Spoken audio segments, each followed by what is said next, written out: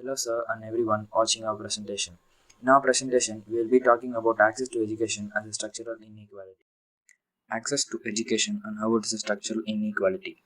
Caste, religion, wealth, inadequate funding, poor quality of education, and widely accepted attitude of individuals. These are the six reasons that make education in India a structural inequality. Caste. The caste system in India has been harmful to the advancement of billions of lower caste children. One half of all poor children in India belong to the Dalit caste. This is an important aspect to consider because this is the only aspect of education as a structural inequality that has been intentionally designed to keep the lower caste uneducated to better themselves, and this is maintained by everyone who's not them. In this slide, let's see how religion and wealth are associated with access to education. In a deeply religious society, education is closely intertwined with religion in indigenous schools and higher education. In many cases, the religious monasteries evolved into universities. Other universities were built by some to educate their own clergy and lay followers. Apart from creating educational infrastructure, religious groups are foundational in fostering societal attitudes towards education. Wealth. Poorer children in India continue to experience educational disadvantages compared to children from wealthier households, with girls being more adversely affected than boys, according to a new study. A study of 35 countries, India included, revealed that poverty is the biggest factor in low school enrollment and high rates of child labor. In this slide, let's see about inadequate funding and poor quality of education. India's annual public spending on education at just around 3% of the gross domestic product is inadequate to meet the goal of quality education for the country's expanding and world's largest population. Poor quality of education, poor school infrastructure, poor access to toilets, sanitation facilities, and teacher absenteeism is caused by inadequate funding, which leads to poor quality education, ultimately pushing children out of the education system and leaving them vulnerable to child labor, abuse, and violence. Next, widely accepted attitude of individuals. Everyone has just accepted the situation, and many people hold the poor responsible for their own situation. Another thing, our mindset towards education is wrong. How people place more importance on memorizing rather than understanding. The biggest challenge is to work with people's mindset towards change in education in India. One of the many far reaching effects of the COVID 19 pandemic would be the widening gap in education and the resulting school segregation. School segregation simply is inadvertent or intentional segregation among students that results in unequal access to educational resources.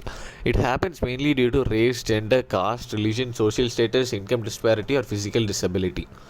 Income disparity. The partial shutdown of the Indian economy has driven a big wedge in the income disparity. Families have lost their means of earning livelihood and would be at pains to provide uninterrupted online education to their children. This will widen the education gap between the haves and have nots, causing a spillover into intellectual segregation. Disabled students. Students with visual and hearing impairments and learning difficulties haven't been able to make most of their online classes as they need integrated education. This halt in the academic year can undermine for them the opportunities for higher education, leading to greater intellectual gap and lower social mobility. Gender disparity. In many lower income and low caste households, the money inflow was so low that they could only support one child for online education. Due to this, many families preferred educating their male child over their female child. The female child was forced into household chores to supposedly support the education of male child due to income disparity, caste and access to online education. The lower caste people are generally not paid in cash rather in kind. Even those who are paid in monetary terms get the bare minimum.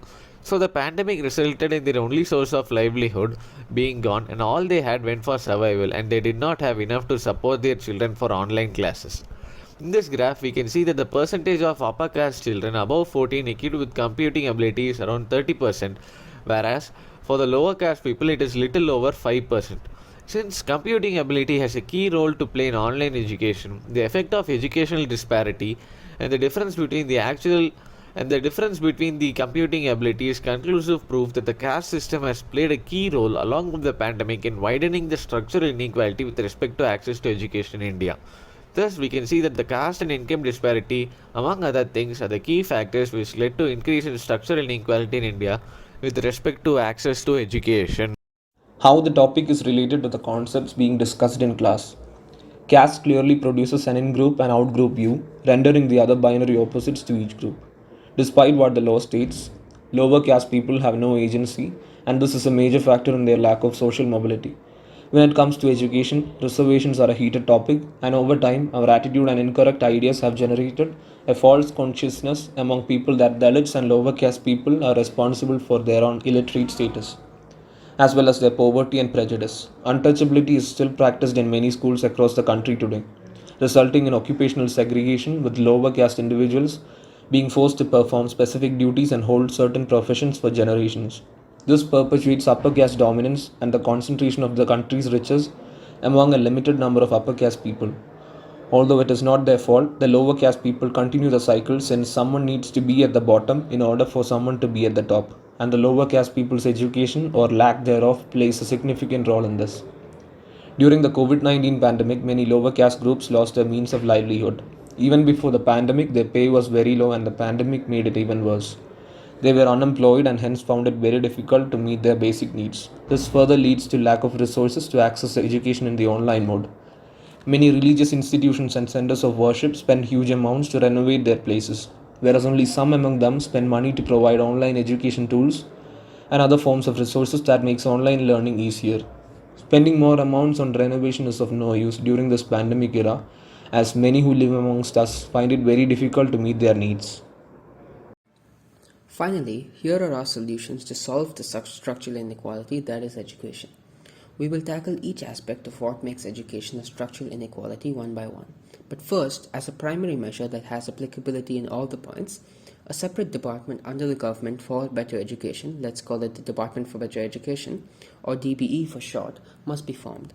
This department will be separate from the Department of Education and will be headed by various activist leaders and people with notable accomplishments in the field of social change, and will also be a quasi-judicial body.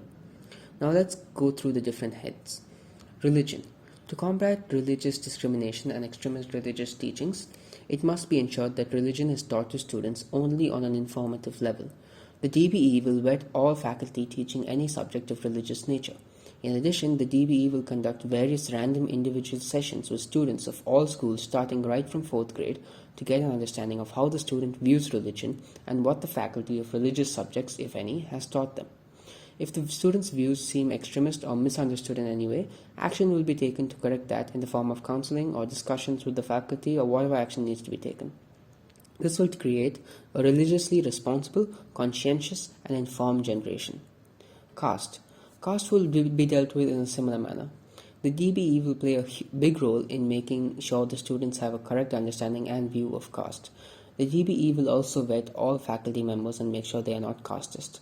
The DBE will make sure any casteist practices at the school or at the home are dealt with seriously. Reservations will continue to exist until there is no longer a need. Poor quality of education. In addition to being required to possess a teaching degree, every teacher will be required to pass a test conducted by the DBE and take any training that may be required to pass the test.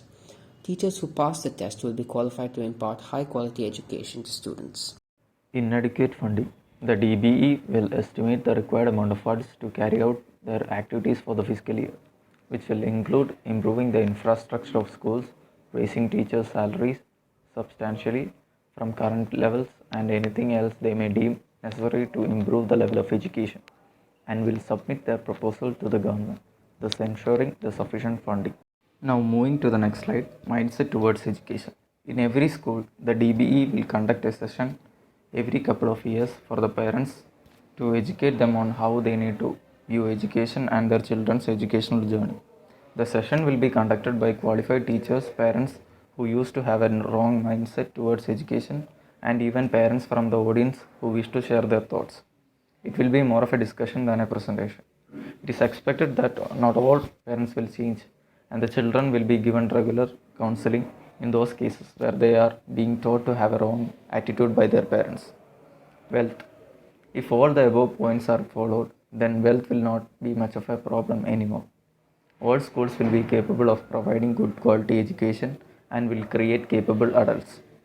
However, they still may not be able to find jobs just because of the sheer population of the country. Therefore, measures must be taken to reduce the population.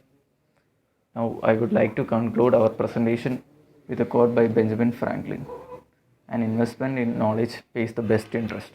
Thank you so much, sir, for your guidance and support.